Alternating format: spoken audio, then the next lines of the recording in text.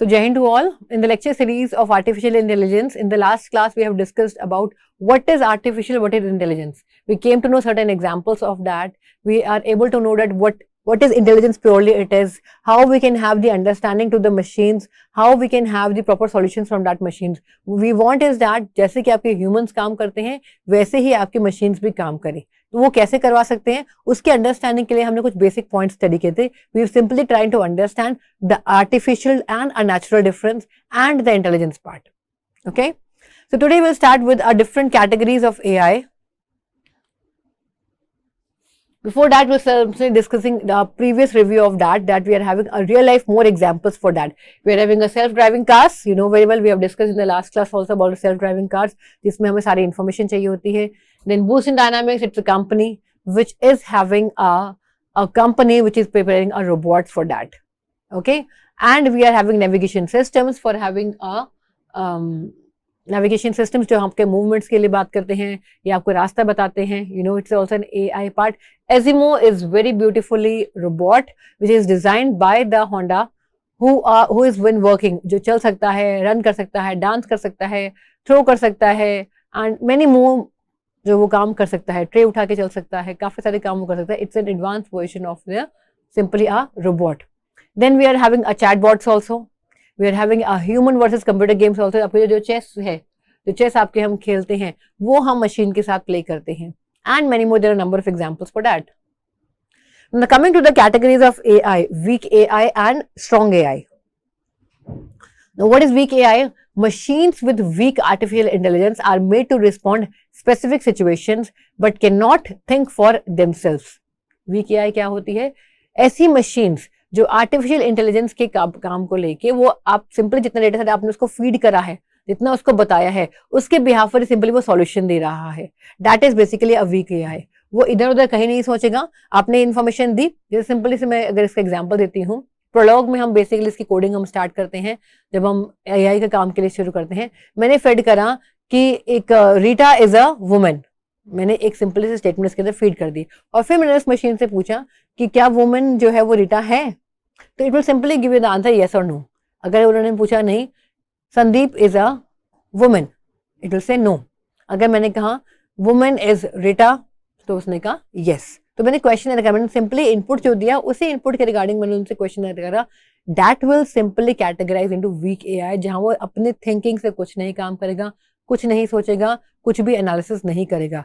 That is the category of your weak AI. Now coming to the strong AI, a machine with strong AI is able to think and act just like a human. It is able to learn from experiences. Definitely, क्योंकि मैंने कहा हमने current information भी दी है उसको, हमने historical information भी already उसके पास स्टोर्ड है. Since there are no real life examples of strong AI, excuse me, I'm sorry, आपकी जो मशीन है मैंने कहा वो अभी तक सोच नहीं सकती थी. जो डेटा सेट मैंने इसको दिया उसके अकॉर्डिंग ही वो एक्ट कर रही थी. अब मैं चाहती हूँ कि मशीन जो है वो आपके सिनेरियो के अकॉर्डिंग चेंज भी हो.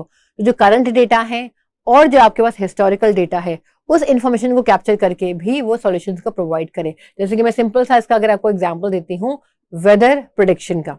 वेदर प्रेडिक्शन में क्या होता है अगर आप समझते हो तो बेटा पहले के टाइम पे क्या होता था, जब वेदर प्रेडिक्शन क्या आता था, कहा जाता था कि ठीक है बारिश होगी कल या परसों में, डेफिनेटली आपका मानसून आ जाएगा और आपकी बारिश हो जाएगी. बट होता क्या था, आपकी जो बारिश है वो 1 वीक के बाद या 2 वीक्स के बाद आपकी बारिश आती थी. प्रेडिक्शन जो है वो एक्यूरेट नहीं आता था. बट आज का टाइम कैसा है, प्रेडिक्शन अगर कहा गया कि कल बारिश होगी तो कल बारिश होगी ही होगी. That's a prediction. तो it is only on the behalf of the current data जो हमारे पास आ रहा है. मान लीजिए जो आपके हवा में ठंडक है, क्लाउड्स का जो सिनेरियो है, जो आपके मूवमेंट्स ऑफ वेव्स चल रहे हैं, उसका एनालिसिस किया गया और जो हिस्टोरिकल डेटा प्रेजेंट था पास्ट में उस इन्फॉर्मेशन को कैप्चर किया गया. दोनों की कॉम्बिनेशन को मिला के कंक्लूजन ये आया कि आपकी बारिश होगी कि नहीं होगी. गेटिंग व्हाट, थिंक करा मशीन ने, एनालिसिस करा मशीन ने और आउटकम हमें जनरेट करके दिया. ठीक है. सो अगर मैं स्ट्रॉन्ग एआई की कैटेगरी में करती हूँ, it is not a strong AI category, लेकिन हाँ थिंकिंग स्टार्ट कर दी गई है. We are moving in era of the robots, we are moving in the era of humanoids. हम कोशिश कर रहे हैं कि आपका जो आपका रोबोट है वो ह्यूमंस की तरफ वर्क करना शुरू कर दे properly. But it's not properly done completely. So we can only give a strong example is Since there are no real life examples of strong AI, yet the best presentation would be how Hollywood portrays robots. So you have seen a number of movies, you have seen that कि आपका जो Hollywood है उसमें जो robots आपके design किए जाते हैं, जो दिखाए जाते हैं, they are basically the example of strong AI. But in real life scenario, in real life picture, we are not having a single example of that. So difference between strong AI and weak AI is, definition की अगर हम बात करते हैं, the machines can actually think, perform tasks on its own just like a human being. The device cannot follow these tasks on their own but are made to look intelligent. That is your weak AI. ठीक है, intelligently काम करते हैं, दिखाते हैं वो, लेकिन that is your strong AI. लेकिन वीक AI में क्या है, वो सिर्फ उतने ही टास्क को फॉलो अप करते हैं जितनी उनकी रिक्वायरमेंट होती है. फंक्शनैलिटी की अगर हम बात करते हैं, algorithm is stored by a computer program. Where weak AI की अगर हम बात करते हैं, tasks are entered manually to be performed. Okay, examples की अगर हम बात करते हैं, there are no proper examples of strong AI, जो हमने पहले भी डिस्कस करा है, but yes we are near to the certain examples for that. For example Sophia the robot, you know very well, the Sophia, a common example of AI. Actoroid F, that is fairly close to that. IBM Watson, that is also the closest to humanoid की अगर हम बात करते हैं. An automatic car or a remote control devices are the examples of your weak AI. जितनी training मैंने दी, उस training के अकॉर्डिंग उसने काम करना शुरू करा. प्रोग्रेस की अगर हम बात करते हैं, आपका स्ट्रॉन्ग AI आपका इनिशियल स्टेज पे है और ये आपका एडवांस्ड स्टेज पर है. समरी, अगर मैं इन दोनों की समरी की बात करूं, about the weak AI and strong AI. In strong AI, the machine can actually think and perform tasks on its own, just like a human being, whereas in weak AI, the devices cannot follow these tasks on their own, but are made to look intelligent. Okay. Algorithm is stored in strong AI to help the act in different situations, but in weak AI, all the actions are entered by the human being. Okay. In strong AI, the machine actually has a mind of its own and can take decisions, but in weak AI, the machine can just simulate the human behavior.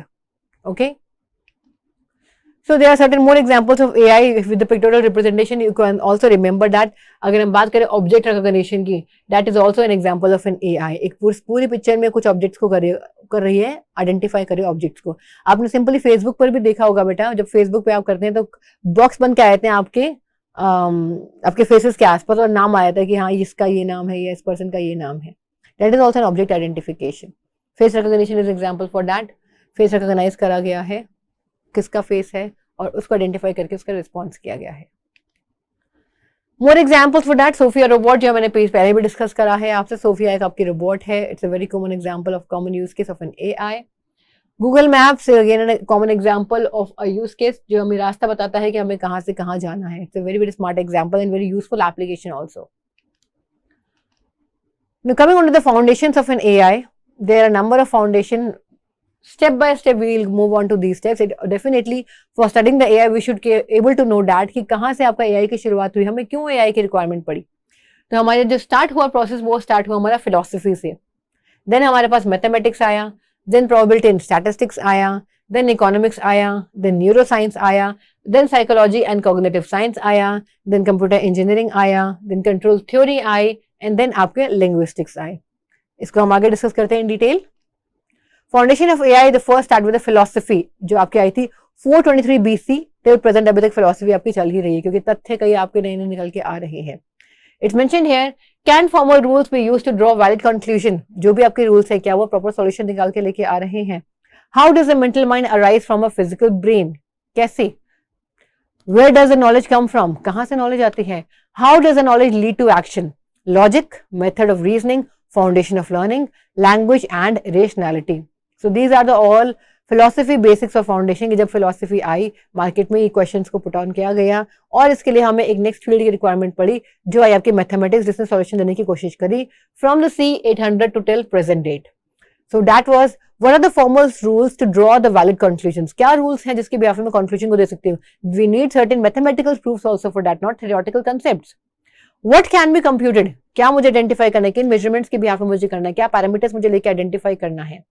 How do we reason with uncertain information?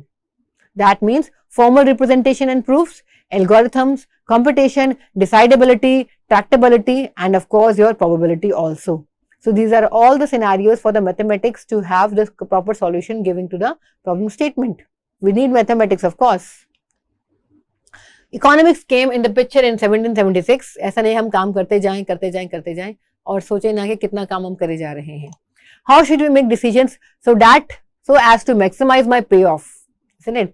How should we do this when others may not go along? मेरे साथ उनका काम compatible नहीं हो रहा, and some scenarios are occurring कि we are not able to work together. How should we do this one when the payoff may be far in the future? Payoff मेरा मुझे बहुत बाद में response मुझे कर रहा हूँ और मैं काम अभी कर रहा हूँ. Decision theory, operation research are the two categories of the economics also to have the understanding that how we can collectively work. Next was a neuroscience. It was in 1861 till present. How do brains process the information? मैंने आपको पहले भी example दिया बेटा, हमारे brain में आपके neurons हैं, वो जो न्यूरॉन्स हैं वो कम्युनिकेशन करते हैं. 3 लेयर्स होती हैं आपके, एक इनपुट लेयर, एक हिडन लेयर और एक आपके आउटपुट लेयर होती है. We are transferring the information from one neuron to another neuron one by one. आपके न्यूरॉन्स हैं, न्यूरॉन्स के बीच में आपके सिनेप्सिस प्रेजेंट है और वो इन्फॉर्मेशन आपके ट्रांसमिट हो रही है. तो ये कहा गया कि जैसे आपका ह्यूमन ब्रेन काम करता है वैसे ही आपकी मशीन क्यों नहीं काम कर सकती? क्या हम ऐसे मशीन डिजाइन कर सकते जो न्यूरॉन्स की तरह ही काम करें, जो information one particle to another particle आपके सेंड करे? तो इसीलिए आपके सिनेरियो में आई neuroscience. Okay, next is your psychology in 1879 till present. How do humans and animals think and act? That is adaptation, phenomena of perception and motor control, and your experimental techniques. You getting my point? कैसे आपके humans और animals think करते हैं, act करते हैं, कैसे वो काम करते हैं. It is not only understanding कि brain कैसे है, processing करा, ठीक है हमने काम करने के लिए भेज दिया, but वो काम भी कैसे करता है. To understanding for that, we need a psychology part also to understand the feelings of that person. Linguistics, अब मुझे लैंग्वेज की रिक्वायरमेंट भी पड़ी इन्फॉर्मेशन को ट्रांसमिशन करने के लिए. It came in a scenario of 1957 to present. There are number of languages present for that. तो मशीन के लिए मुझे एक फिक्स लैंग्वेज करनी है ताकि मुझे भी समझ में आए और जो मेरे साथ कोई काम कर रहा है वो भी समझे इस बात को. So how does language relate to the thoughts? That is knowledge representation and your grammar is been required for that. Now, computer engineering is from 1940 to present. Computer engineering आपके सिनेरियो में आए. How can we build an effective computer, that is intelligence and your artifacts?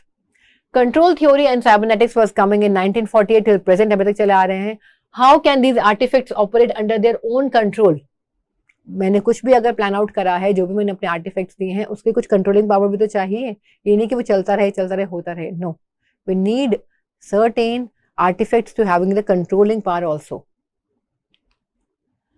Now, there are certain branches of the AI also. There are a number of branches: machine learning, the deep learning, the natural language processing, computer vision, robotics, expert system, semantic web, automatic vehicles, drones, self-driving cars, etc., document and text processing, speech recognition, etc. History की अगर हम बात करते हैं, सबसे पहले आपको 1943 में मैकलॉक एंड पिट्स मॉडल आया. Then we have came in the picture in 1950 the Turing machine. Then in 1956 we are having a McCarthy name AI has been adopted by the AI industry. Then इसके बाद आपके पास 1852 to 1969 we are having an early successful AI programs like Samuel Checkers, Newell, Simmons, Logic Theoretiker, Glenanter, Geometry, Theorem Prover. ये सारे theorems आपके market में आए. Robinson Complete Algorithm for Logical Reasoning. कई सारे algorithms आपके मार्केट में आने शुरू हो गई.